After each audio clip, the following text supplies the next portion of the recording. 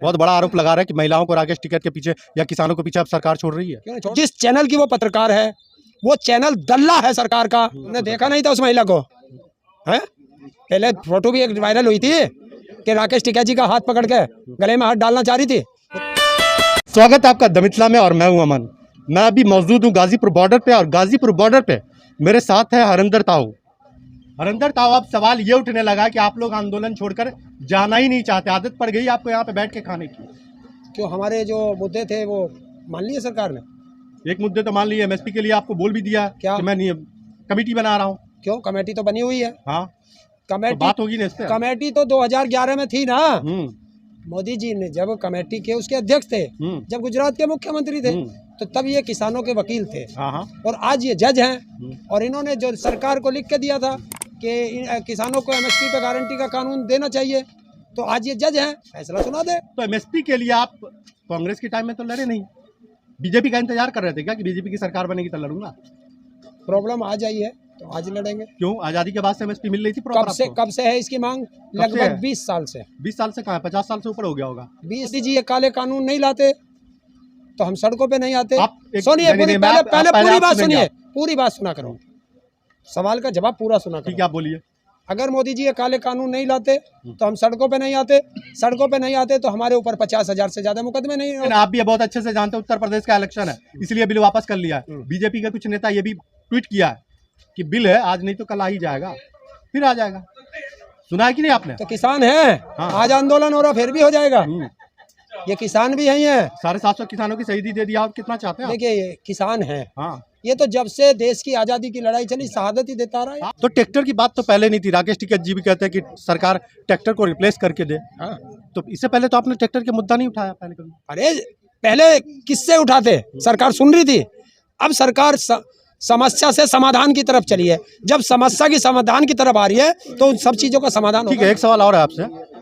इससे पहले 1 साल से आप मेन स्ट्रीम मीडिया को झेल रहे हैं, कुछ चैनल है जिसको आप झेल रहे हैं। 1 साल से तो आपने उसके ऊपर कोई एक्शन नहीं लिया, लेकिन कल से आप लोग 2-3 चैनल है जिसका बहुत कड़ा विरोध कर रहे हैं। ये हमारी मर्जी, हम आपको बाइट दें या ना दें।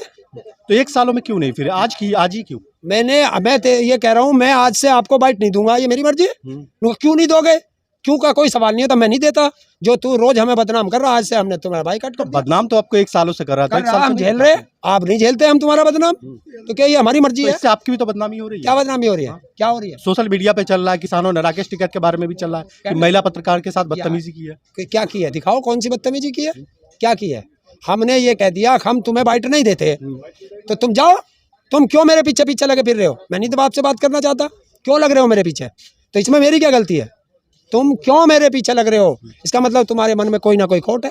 तो राकेश टिकैत जी उसी चैनलों पे जाकर के लाइव भी आए हैं और बाइट भी दिया है, आज इतना विरोध क्यों? मेरी मर्जी, कुछ ना कुछ तो हर चीज तो है आपकी मर्जी से ही है। हाँ, हमारी मर्जी से होगा।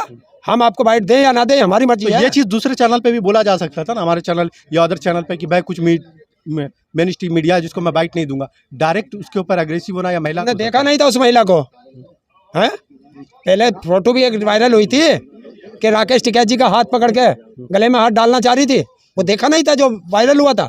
आप साबित क्या करना चाहते हैं राकेश टिकैत जी के बारे में? हम ये साबित नहीं, अगर कोई काम तो ऐसे प्रोफेशनली आकर के पूरी बात सुन, प्रोफेशनली अगर पकड़ लिया तो क्या? देखिए यही तो तुम लोगों में कमी है। सवाल किया है, पूरा जवाब सुनो। ठीक है, बीच में मत काटो। आप बोल लीजिए। राकेश टिकैत जी पूरे देश के नेता हैं किसानों के, और सरकार उन्हें बदनाम करना चाह रही है। बदनाम कैसे किया जाता है? सरकार नहीं आती, किसी ना किसी को भेजा जाता है। और जिस चैनल की वो पत्रकार है वो चैनल दल्ला है सरकार का, तो हम उससे बचना चाह रहे हैं। क्या पता क्या ऑब्जेक्शन लग जाए। और राकेश टिकैत जी ने कहा है कि ये फिजिकल टच करना चाहती है, तो बचना है। जब हमें लग रहा है कि फिजिकल टच करना चाहती है तो हमें बचना है तो तू अपने घर जा, हमारे पास आवे मत। इसमें कौन सा बुरा कह दिया उन्होंने? आप ये कहना चाहते हैं कि सरकार की वो महिला पत्रकार एजेंट है? और है नहीं उसका मालिक क्या है? क्या है उसका मालिक? आप बताइए भाई। है दलाल हैं ये सब, सरकार के चाटुकार हैं सरकार के। तो सरकार अब महिलाओं को राकेश टिकैत के पीछे छोड़ दिया। राजनीति इतनी गंदी चीज होती है कि इसको आप जहां आम आदमी की सोच खत्म होती है, इन राजनेताओं की सोच वहां से शुरू होती है, ध्यान रखना। बहुत बड़ा आरोप लगा रहा है कि महिलाओं को राकेश टिकैत के पीछे या किसानों के पीछे अब सरकार छोड़ रही है। क्यों छोड़ नहीं सकती? छोड़ नहीं सकती।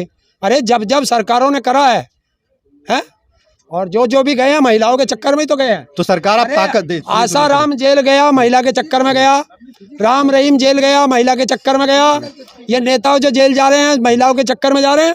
तो हो सकता है राकेश टिकैत को बदनाम करने के लिए महिला को यूज कर। ताकत से नहीं सलट पाई तो महिलाओं को पीछे लगा दिया, महिलाओं का सहारा ले रही है। सरकार शाम दाम दंड भेद सब अपनाती है, महिलाओं का सहारा क्या हो सकता है और कितनी गिरेगी? जो देश का प्रधानमंत्री इस किसान को परजीवी कह सकता है और कितना गिरेगा? माफी भी तो मांग लिया, क्या उसी परजीवी से माफी भी तो मांगा है।